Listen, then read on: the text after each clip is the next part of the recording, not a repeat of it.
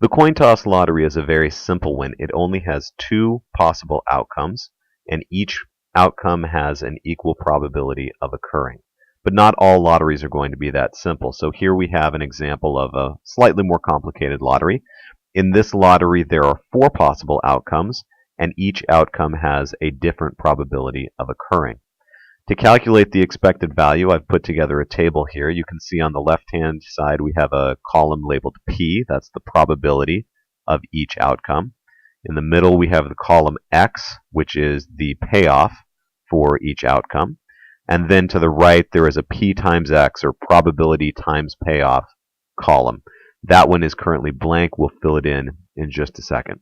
So as you can see, in this lottery there is a 60% chance that you will receive $25, a 25% chance that you will receive $100, a 10% chance that you will receive $400, and a 5% chance that you'll receive $900. All we do now is we multiply the 60% times 25 to give us 15. 25% times $100 gives us $25. 10% times 400 gives us 40. And 5% times 900 gives us $45. And now we just sum up the probabilities times the payoff that are in the right-hand column to find the expected value, and that is equal to $125. There are two applications of expected value. First of all, let's assume that you have some business strategy that you want to implement, and the cost of implementing that, we'll call that C. The first application of expected value is that if the expected value of a strategy is greater than its cost, C, that implies that the strategy is going to be profitable at least on average. Sometimes it might not work out, other times it will, but on average we expect that the times that it does pay off will outnumber or at least overwhelm the losses that you would earn when it does not work out. Second, expected value allows you to ask in a disciplined way what probabilities would be necessary in order for a strategy to be successful, to be profitable on average. Now, at the beginning of this lecture, I gave you the example of a baldness cure scenario where you were being asked to pay $100,000 and you would receive a $1 million payoff if it worked out and they were able to take that drug to market and earn a profit. In that scenario, you did not know what the expected value was, but you did know the possible payoffs, and you did know the cost. And so you can use the inequality at the top of this slide to work out what probability of success would justify my making that investment. How likely does it need to be that I'm going to receive this $1 million payoff for me to be willing to risk my money? So you can see in the inequality here we have the payoff of $1 million times P1, and here P1 represents the probability of success, plus 0 times P2, the probability of failure.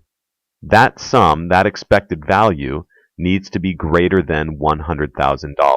Otherwise, on average, we would expect to lose money with this proposition. So if you simplify, 0 times P2 is simply equal to 0. That gives us the inequality $1 million times P1 must be greater than $100,000. And then if we divide both sides by 1 million, we can see that P1 needs to be greater than 10% in order for this to be a proposition that on average you can expect to earn money. So if after doing your due diligence you believe that there is more than a 10% chance of FDA approval, then it would make sense financially for you to invest your money with that group of researchers. On the other hand, if you believe that there is less than a 10% chance, then you can expect to lose money on average through their proposition, and it would make sense to refuse their offer. Usually we assume that firms just want to maximize their profits, and so they are willing to undertake a strategy as long as its expected value is greater than its cost. We assume that they're not too concerned about losing money sometimes, as long as on average they're going to be earning more money than they lose. But on the other hand, individuals often worry about how much risk is involved in a proposition. For example, would you be willing to pay $449 to play that coin toss lottery? Now remember, the coin toss lottery has an expected value of $450. So on average, you would expect to earn $1. But if you're like most people, you would turn down that offer. You would not be willing to pay that $449. And the reason why is because most likely you value the $449 that you might lose more than the extra $451 that you stand to win. For example, suppose that you were a man who is planning to use that $449 to take your wife or girlfriend or fiance out on a night on the town. And maybe you could spend that money on a really nice dinner and perhaps a nice show afterwards. And along comes Dr. Wynn, and I say, hey, look, if you give me that $449, I'll give you the chance to win $900. But on the other hand, you might not win anything, in which case I get to keep that $449. Well, if you win, then you have the $900 to spend on your date, and so maybe you can go to an even nicer restaurant. Perhaps you can go to a better show, and perhaps you could have a chauffeured limousine drive you around town to your different destinations, and that would be excellent. On the other hand, if you lose, you have no money at all, and now you have to go back to your prospective date and tell her, I'm sorry, but I gambled away the money that I was going to spend to take you out. And it is highly unlikely that you're going to explain to her that, well, the expected value of this lottery was greater than the price that I was paying for it, so really it was a chance that I had to take. No, you wouldn't do that.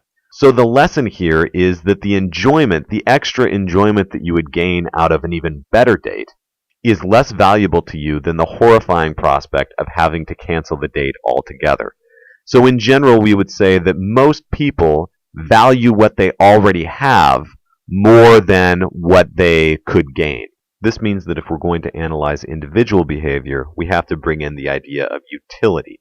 In other words, how much would an individual like it if they lost versus how much would they like it if they won?